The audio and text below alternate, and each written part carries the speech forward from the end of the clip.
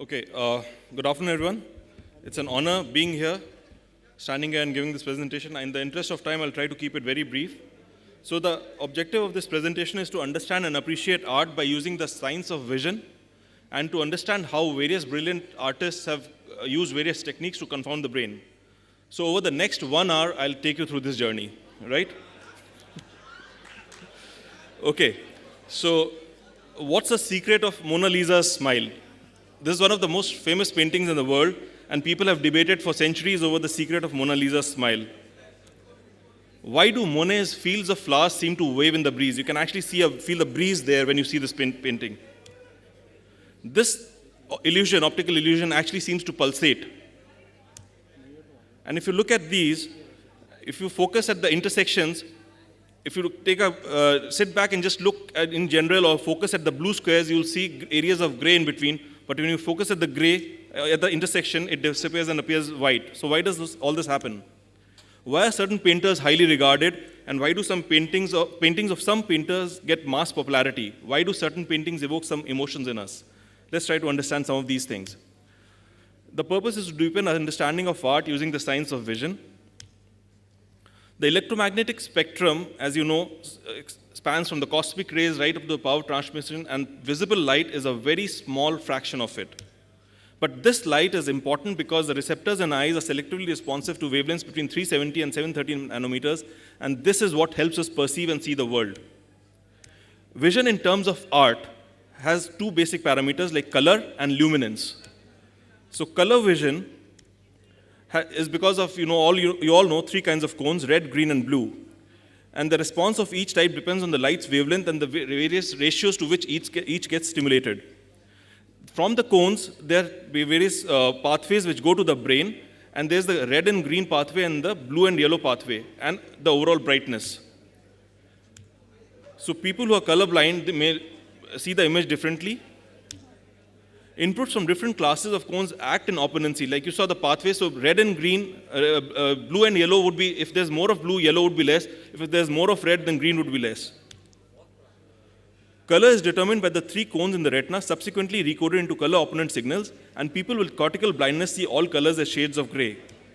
So if you see this painting, this Renoir's painting, girl with a watering can, this is the upper part of the painting.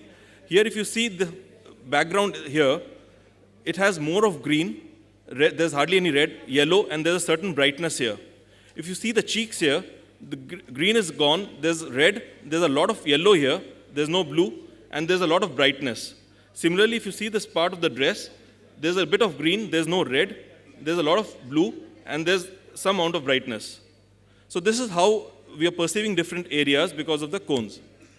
Colors, in the words of Pablo Picasso, colors are only symbols. Reality is to be found in the lightness alone.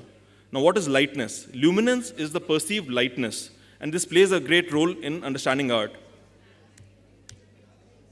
So, if you see this Picasso's tragedy, it conveys a very sad feeling to us, a melancholy feeling, because of the use of this color. Blues carry the emotional content of the painting, and blue is symbolic of melancholy. If you see the black and white image here, you still see the spatial resolution. You see there's a beach scene, there's a family there, the depth is there, everything is there, but the blue conveys the mood, the color blue. So it is not the blue, but the luminance that allows the 3D shape and spatial organization. You can see the 3D shape here. Color and luminance are analyzed separately in the brain. Luminance system is evolutionary, older, and present in all mammals. And in parts of the brain that analyze the most basic feature of a scene are colorblind. So the luminance system depends on the gross image. Perception of depth, three-dimensional movement or the lack of it, and spatial organization are carried out by the luminance differences and is insensitive to color. This is based on the magnocellular pathway.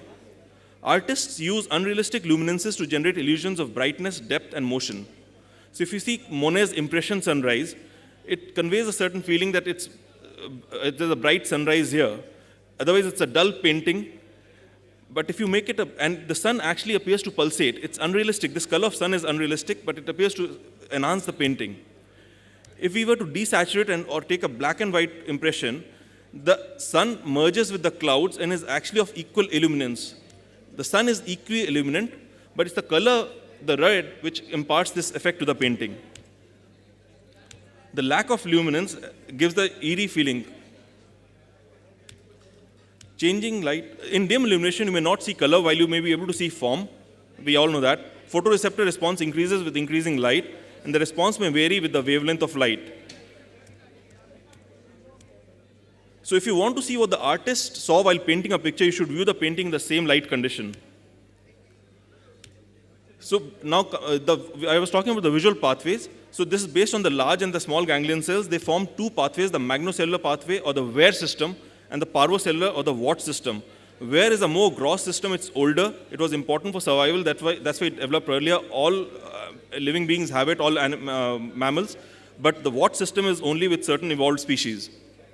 And it is involved with recognition of objects, color, and fine detail. So Ware is colorblind, fast and transient. It's a low acuity, high contrast system. And Watt is a color selective, slow, high acuity, and low contrast sensitivity system. So if you see, now coming to this, there's a center surround phenomena. The ganglion cells get, basically the idea of the neurons is to conserve the energy. And if you see the intersections, because there's a suppression of image, if you see directly, then there's a white there. But if you look at the if you look at the blue background, then you see a grayish tone here, because the cells are not very active in this region of the retina. The most information in an image is in its discontinuities. If you see Rembrandt's Meditating Philosopher, the color is almost the same all through. There's a bit of yellow and brown tone all over, but sharp contrast and illumination here gives the effect that you see. And the gradual background changes and abrupt local changes in the luminance stimulate a much larger range of luminance than what the pigments supply. Artists use line drawings as a representative of reality, although there are no lines in the real world. So this is like, that's how it's appearing. A certain object is here by just line drawings, and this is what is used in comic characters also. So if you see the central and peripheral vision organizes spatial scene and fovea the detail, and peripheral vision can see things the central vision can't. So now coming to that smile that we are talking of, if you look directly, some people see the smile, some don't. It's not really a smile if you look at it, it's just an expression. But if you let your gaze wander away a little to maybe the background or a little lower, you can actually feel that the lady here is smiling. You can try this out. Just let your gaze wander to the side, and then it appears as if there's a smile there. If you see Monet's this very famous painting, it shows a lot of motion. You see there's a building here, there's no precise details. There's a lot of, there's some building abstract structures, there are flags here, there are people here, and it shows a certain movement and vitality. Spatial imprecision. So basically, there's an imprecise painting, there are no specific details. Spatial imprecision generates vitality consistent with a single glance, a moment in time. In contrast, if you see Poussin's Abduction of the Sabine Women, it's a very well done painting where every structure, every muscle is very well delineated, and it's showing a sort of a battlefield scene, but it's a static image and does not convey much, except that there's some people there. So spatial resolution, so I'll skip this. And high resolution, high contrast of the subject's eyes and facial features draw the vision's gaze. This is what some artists do. So here, if you see, this face and the eyes are drawing the viewer's attention. And by increasing the resolution and high contrast of the face and the eyes, the artist is able to do that. So basically, artists look at a 3D scene with their 2D retinas and then generate a 2D painting that appears 3D to viewers with their 2D retinas. Okay, thank you very much for a patient hearing.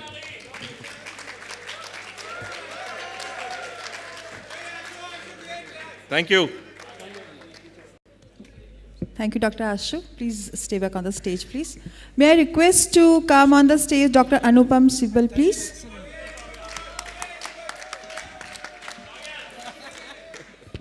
Hello, hello. Now we are going to have a open house career guidance for interns. I request all the interns to be here.